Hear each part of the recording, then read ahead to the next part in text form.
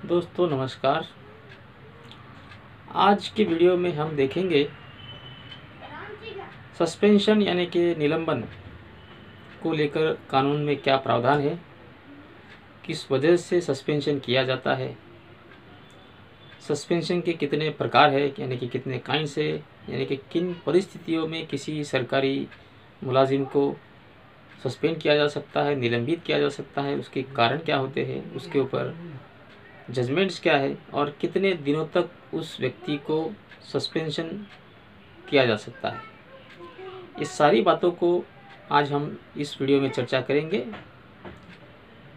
सबसे पहले दोस्तों, सस्पेंशन यानी कि किसी को काम से निकालना नहीं होता है, लेकिन कुछ वजह से उस व्यक्ति को काम नहीं किया जाने देता है, लेकिन इस दौरान उसे उसका नॉर्मल पगार के 50% पगार पहले 90 दिन तक देना पड़ता है। उसके बाद में अगर सस्पेंशन अगर बढ़ता है किसी वजह से, तो उसे फिर 75% ऑफ हिज नॉर्मल सैलरी के हिसाब से उसको पगार देना पड़ता है। उसे सब्सिस्टेंस अलाउंस के नाम से जाना जाता है, या उसे आप सस्पेंशन अलाउंस भी कह सकते हैं।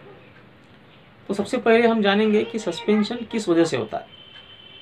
मान लीजिए आप किसी सेंट्रल गवर्नमेंट या फिर स्टेट गवर्नमेंट के डिपार्टमेंट में काम करते हो, आप एक सरकारी कर्मचारी हो, आपके ऊपर किसी ने फौजदारी गुनाह यानी कि क्रिमिनल ऑफेंस दर्ज करवा दिया हो, तो आपको जेल में जाना पड़ा हो, आपको अरेस्ट किया गया हो, और आप जेल में जाने के बाद में आप 48 आवर्स से ज़्यादा समय के लिए आप जेल में हो, तो आपको ऑटोमेटिकली यानी कि उसे डीम्ड सस्पेंशन के तहत सस्पेंड किया जाता है।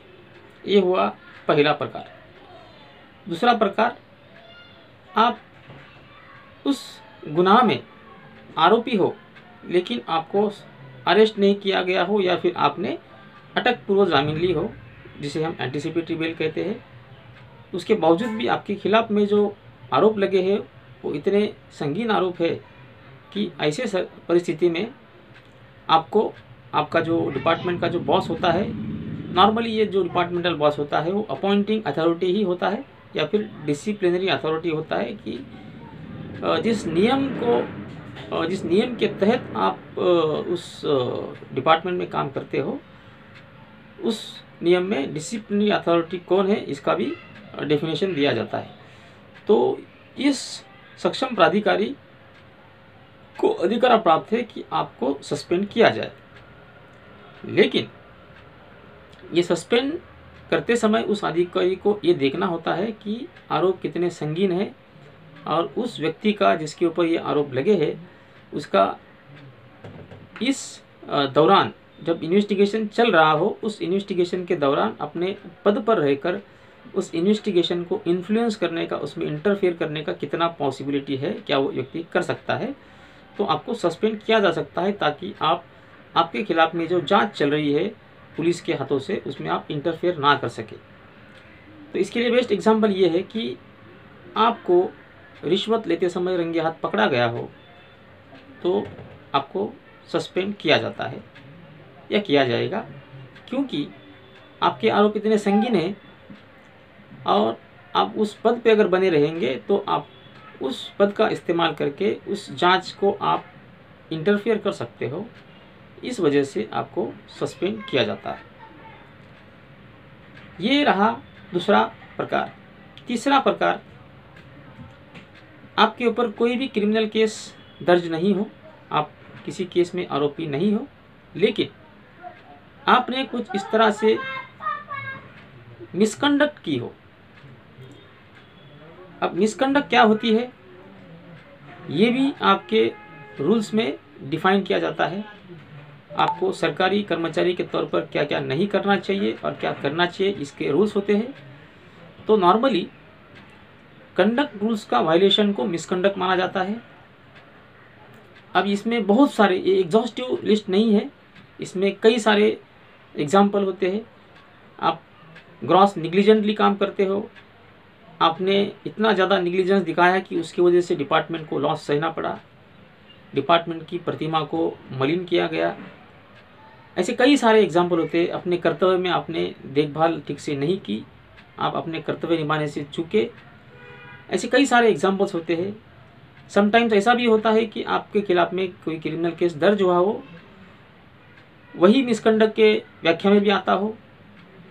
आपने आपके सहकारी के साथ में मारपीट की हो, गाली गलौज की हो, आपने वरिष्ठों के आदेशों का पालन ना किया हो, आप बगैर बताए आप अपने कर्तव्य पर हाजिर नहीं हो लंबे समय के लिए, आपको दिए गए आदेशों के बावजूद आपने उसको लागू ना किया हो, आपने इनसबऑर्डिनेशन किया हो।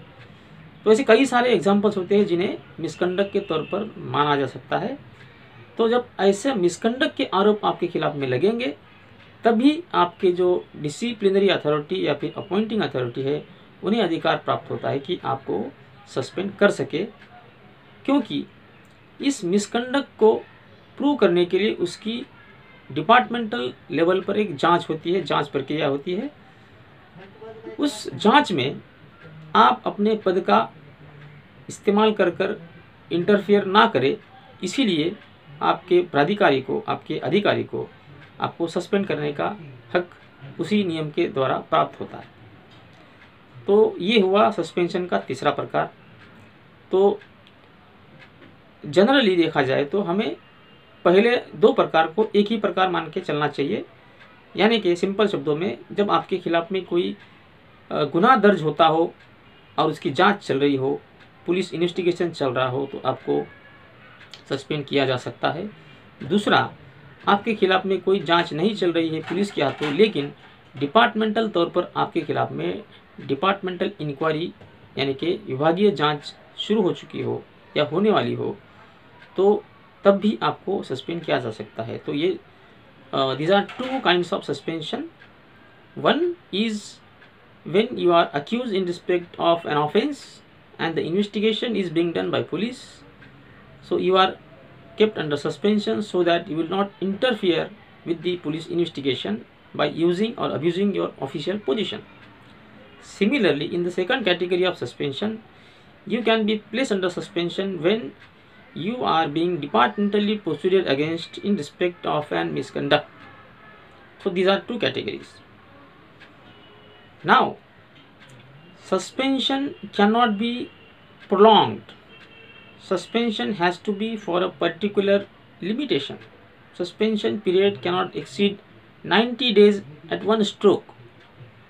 सेंट्रल गवर्नमेंट के जो CCS यानी कि सेंट्रल सिविल सर्विसेज रूल्स है, जिसमें सस्पेंशन करने के प्रावधान है, और उसमें ये बात सीधी तौर पर लिखी गई है कि जब आप सस्पेंड होते हो तो आपका सस्पेंशन इनिशियली 90 डेज के लिए ही होता है, और उस सस्पेंशन को अगर बढ़ाना है तो 90 डेज के समाप्ति के पहले ही आपको उसका रिव्यू लेकर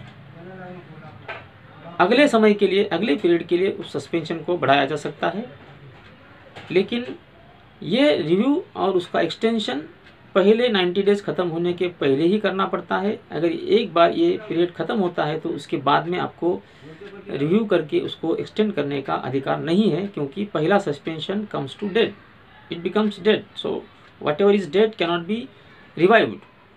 इसके ऊपर सुप्रीम कोर्ट के जजमेंट्स है, हाई कोर्ट के जजमेंट्स है।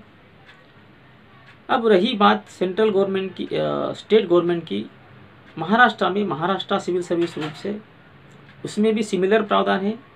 लेकिन मैं यह बात आपको बता दूं कि महाराष्ट्र सरकार के जो नियम हैं, उन नियमों में ऐसी लिमिट 90 डेज़ की नहीं है।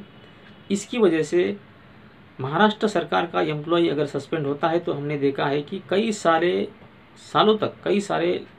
सालों तक उन्हें सस्पेंशन के अंदर रखा जाता है। एंड सस्पेंशन में रहने के बावजूद, काम कोई नहीं करने के बावजूद उन्हें सरकारी खर्चे से 75% ऑफ देयर सैलरी उनको दिया जाता है सालों साल। एक तरीके से देखा जाए तो इस तरह का जो व्यवहार होता है, किसी व्यक्ति को सालों साल सस्पेंशन रख के उससे कुछ काम नहीं लिए बगैर उसको आप 75% सैलरी देते हो, तो ये पब्लिक एक्सचेकर यानी कि सरकारी तिजोरी पर बहुत बड़ा एक बोझा होता है। This is actually the loss to the government treasury, public money. Now supreme court ने 2014 में एक लैंडमार्क जजमेंट सुनाया गया है जिसका नाम है अजय कुमार चौधरी। उस केस में सुप्रीम कोर्ट ने एक लिमिटेशन रखा है कि किसी भी हालत में सस्पेंशन पीरियड 90 डेज से ज़्यादा दिनों तक नहीं रहना चाहिए, लेकिन उसको उन्होंने कुछ एक्सेप्शनल प्रावधान भी बनाए हैं। आपको किसी गुने में आपका नाम आने की वजह से सस्पेंड किया गया हो और उसमें 90 डेज होने के बावजूद भी आपके खिलाफ में कोर्ट में चार्जशीट दायर ना की गई हो पुलिस के द्वारा, तो ऐसी परिस्थिति में आपका सस्पेंशन नहीं होना चाहिए, कंटिन्यू नहीं होना चाहिए, उसको ख़त्म होना चाहिए, ये सुप्रीम कोर्ट ने कहा है। उसके बाद में डिपार्टमेंटल इंक्वायरी के आधार के ऊपर आपको सस्पेंड किया गया हो, that means you are suspended in contemplation or in proposed inquiry proceedings. However, despite passage of 90 days from the date of suspension, you have not been actually given the copy of charge sheet in the departmental inquiry, then also your suspension cannot be continued. So ये दो बातें हैं हमें याद रखनी है।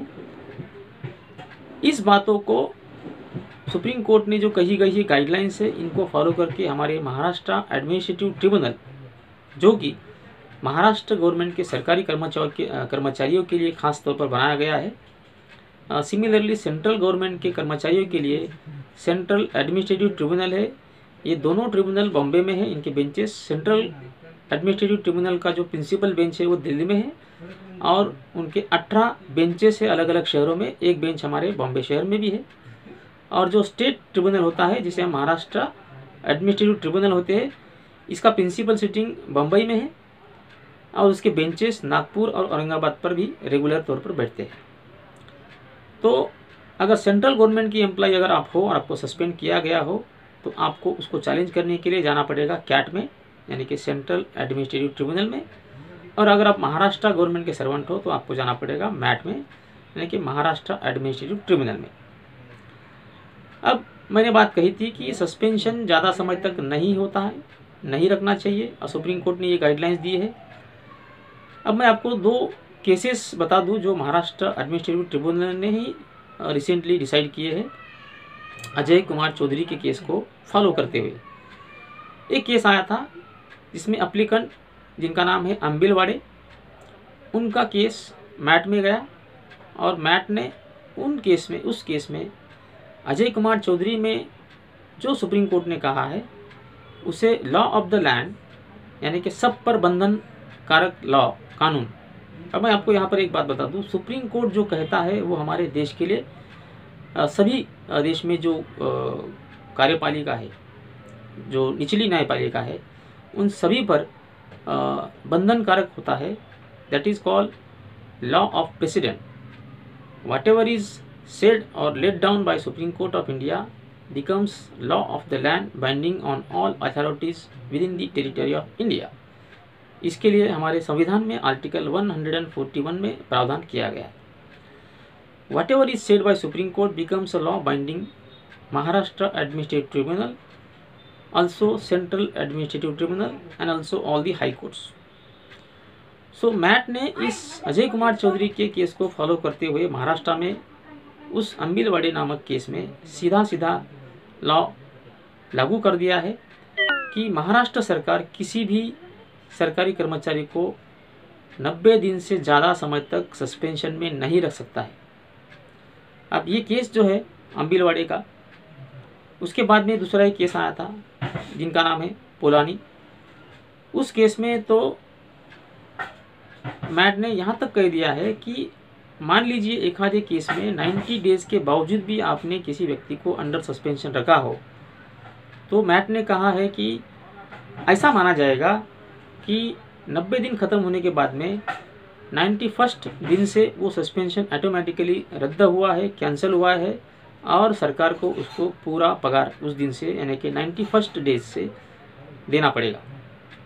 यानी कि सरकार उस व्यक्ति को 90 दिनों के बाद में पूरा पगार देगी, ऐसा मैट ने उसमें फैसला सुनाया। अब ये दो केसेस जो है बहुत महत्वपूर्ण केसेस है हमारे महाराष्ट्र में, और यह महाराष्ट्र एडमिनिस्ट्रेटिव ट्रिब्यूनल जो कहता है उसको भी बाइंडिंग फोर्स ऑफ लॉ होता है। और अगर इस प्रोविज़न को अगर सरकार ने फॉलो नहीं किया तो उसके खिलाफ में, सरकार के खिलाफ में, या जो प्राधिकारी हो जिन्होंने किसी को सस्पेंड किया है और 90 दिनों के बावजूद भी आप उसको कंटिन्यू करते हो, तो ऐसे अधिकारी को कंटेम्प्ट ऑफ कोर्ट के तहत भी आप प्रोसीडिंग शुरू कर सकते हो। तो ये रही बातें सस्पेंशन को लेकर के। सस्पेंशन जनरली आपके खिलाफ में क्रिमिनल केस हो तब होता है, या डिपार्टमेंटल इंक्वायरी हो तब होता है। सस्पेंशन 90 डेज से ज़्यादा नहीं होना चाहिए। सस्पेंशन में आपको इनिशियल पीरियड के लिए 50% पगार मिलता है। उसके बाद में अगर वो कंटिन्यू किया गया है और वहाँ पर जस्टिफाइंग रीज़न हो तब आपको 75% के हिसाब से पगार मिलता है, दिया जाना चाहिए। आपका अधिकार है, इसको सस्पेंशन या सबसिस्टेंस अलाउंस कहा जाता है। और सबसे खास बात, ऐसा हमेशा ज़रूरी ही नहीं है कि आपके खिलाफ में इंक्वायरी शुरू होती है डिपार्टमेंटल लेवल पे, लेकिन आपको सस्पेंड किया जाना चाहिए। नॉर्मली डिपार्टमेंटल इंक्वायरी दो तरह की होती है, एक मेजर पेनल्टी के लिए और दूसरा माइनर पेनल्टी के लिए। जो ऑफेंसेस इतने ग्रेव आपके खिलाफ में, मिसकंडक्ट इतनी ग्रेव हो, इतनी मतलब सीरियस हो कि अगर वो सिद्ध होती हो तो आपको डिसमिसल या फिर रिमूवल, ऐसे मेजर पेनल्टी का सामना करना पड़ेगा। तब ऐसे केसेस में ही आपको सस्पेंड करना चाहिए। अगर माइनर मिसकंडक्ट हो जिसके लिए माइनर पेनल्टी यानी कि स्टॉपेज ऑफ इंक्रीमेंट, इस तरह का कुछ अगर पेनल्टी अगर मिलेगा, अगर आपके चार्जेस से अगर सिद्ध होते हैं तो सस्पेंशन नहीं करना चाहिए। Under such circumstances suspension is not justifiable. तो ये सारा बातें सस्पेंशन को लेकर मैंने आज आपके सामने रखी है। अगर आपको ये वीडियो काम की लगी हो, इसमें कुछ इन्फॉर्मेशन आपको अच्छा लगी हो, तो आप कमेंट बॉक्स में ज़रूर लिखिएगा और सुझाव दीजिएगा। आपके सुझावों को ध्यान में लेकर अगली वीडियो में हम और कोई टॉपिक को, यही डिपार्टमेंटल इंक्वायरीज़ या फिर मेजर पेनल्टी और माइनर पेनल्टी में क्या क्या प्रोसीजर है और उसमें क्या क्या होता है जो आपके अधिकार है, प्रोसीजरल लैप्सेस का उसका असर आपके पेनल्टी के ऊपर क्या होता है। कोर्ट में आप जब जाते हो डिसमिसल ऑर्डर या रिमूवल ऑर्डर या कोई और पेनल्टी के खिलाफ में, तब कौन से ग्राउंड्स होते हैं जो आप सक्सेसफुली आपके सपोर्ट में ले सकते हो। ऐसे बहुत सारे इंटरेस्टिंग बातों को लेकर हम अलग अलग वीडियो बनाएंगे। और meanwhile your suggestions are welcome, so that the suggestions will be included and topics of your suggestion shall be also included. Thank you. Namaskar.